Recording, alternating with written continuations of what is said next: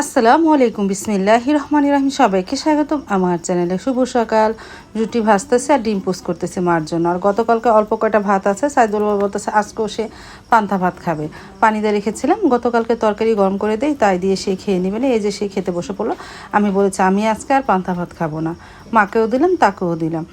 আমি আমমুড়ি খাবো। এই জন্য মা আর সাইদুল বাবা সকালে নাস্তা করে নিল। আর আমি সকালে আমমুড়ি খেয়ে নিলাম, গুঁড়া দুধ দিয়ে আম দিয়ে মুড়ি দিয়ে খেয়ে নিলাম সকালের নাস্তা। সারামণি শুধু আম খেলো। অর্জনই বসেছিলাম, ও প্রাইভেট পড়ে আসলো, ও মনে করলাম ও আম মুড়ি খাবে, কিন্তু খেলো না। ও শুধু আম খেলো আর আমি আম মুড়ি মেখে খেলাম, আলহামদুলিল্লাহ।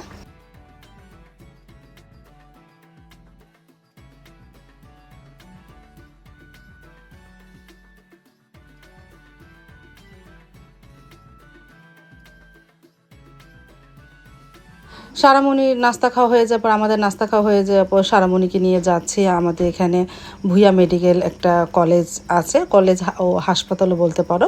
সেখানে যাচ্ছি সারামণিকে একটু ডাক্তার দেখার জন্য, অ্যালার্জির জন্য। অনেক চুলকানি, আজকে প্রায় 1 মাস হবে সারামণি অনেক চুলকানি। পরে এমনি তো অনেক ফার্মেসি থেকে ওষুধ এনে খাইয়েছি, কমেনি। তারপরে সেই ভুইয়া মেডিকেল কলেজ হাসপাতালে যাচ্ছে। এটা হলো 3 দোকানের পরে দামরা এখানে এই হসপিটালটা। এটা একটা কলেজও বলতে পারো। তারপরে অটোতে করে যাচ্ছি সেখানে।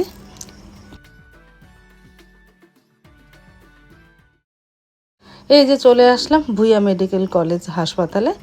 এখন আমরা ঢুকবো, তারপরে ডাক্তার দেখাবো, রিসিপশনে গিয়ে টিকিটটাও কাটবো।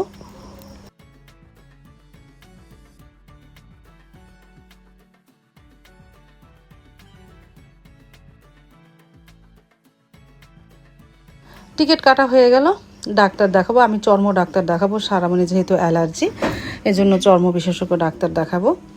ডাক্তার দেখিয়ে তারপরে বাসায় রওনা দিলাম। আর এদিকে ফোনও এসেছে, মার শরীরটা বলে ভালো না, সাবা ফোন দিয়েছিল।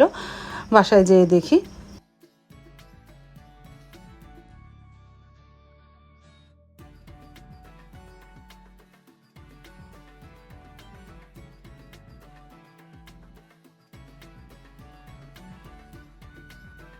বাসায় তো চলে এসেছিলাম। আসার পরে আসলে মার শরীরটা ভালো না, প্রেশার অনেকটাই লো হয়ে গেছে, মানে নিচের দিকে নেমে গেছে।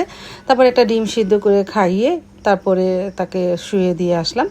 এখন আমি রান্নাঘরে চলে আসলাম, কাঁঠাল দানা কেটে ভাপ দিয়ে নিতেছি। দেখো কাঁঠাল দানা থেকে কতটা কষ বেড়েছে। বেগুন ভাজবো আর ডাটা কাঁঠাল দানা পটল আলু দিয়ে মুসুরি ডাল দিয়ে একটা পাতুরি করব। তারপরে রান্নাটা শুরু করে দিলাম। আজকে রান্না করতেই দেরি না, প্রায় 12:30 বাজে এসেছি। মার একটু অসুস্থ ছিল, ওইখানে অনেক সময় দেওয়া হয়েছে।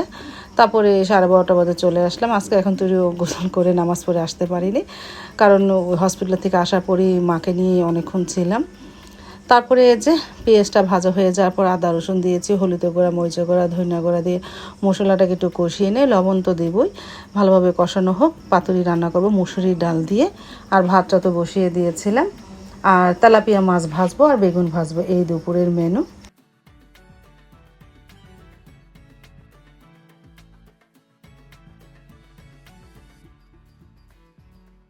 মশলাটা ভালোভাবে কষানো হলো, এখন সবজিটা দিয়ে দিই। ডাঁটা আলু কাঁঠাল দানা এই পটল একসাথে দিয়ে মশলার সাথে কষিয়ে নিয়ে কিছুক্ষণ, তারপরে পানি দিয়ে পরে মুসুরির ডালটা দেবো, এখন না।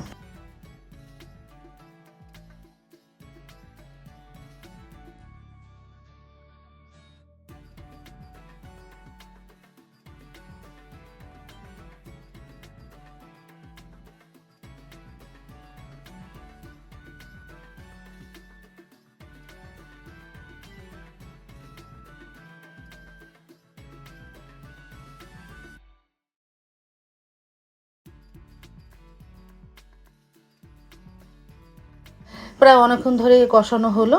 এখন এর মধ্যে পানি দিয়ে মুসুরি ডালটা দিয়ে আস্তে আস্তে জালে চচ্চড়িটা করি, বা পাতুরিও বলতে পারো।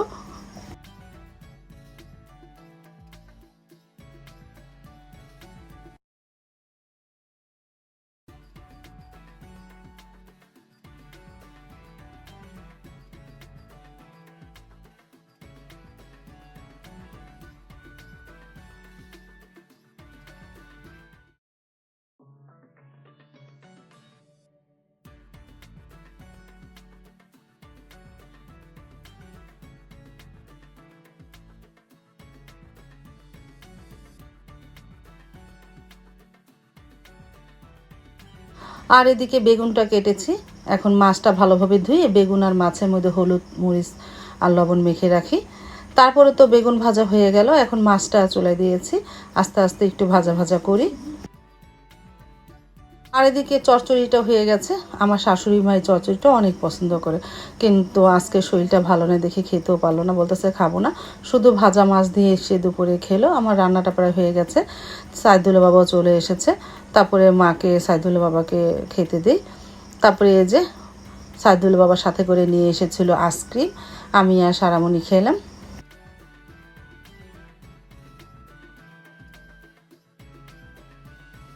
এই যে মা আর সাইদুল্লাহ বাবা খেতে বসে পড়লো। মা শুধু একটা মাছ নিল আর একটু পাতুরিও নিল না, বলতেছে ভালো লাগতেছে না, অল্প কয়টা ভাত নিয়েছে।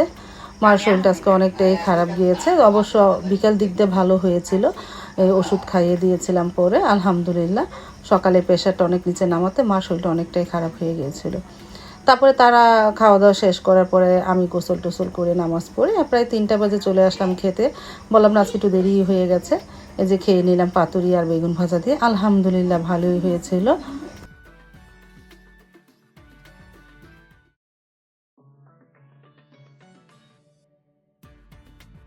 আজ তাহলে এই পর্যন্ত। সবাই আমার শাশুড়ি মার জন্য দোয়া করবেন যেন সে সবসময় সুস্থ থাকে, ভালো থাকে।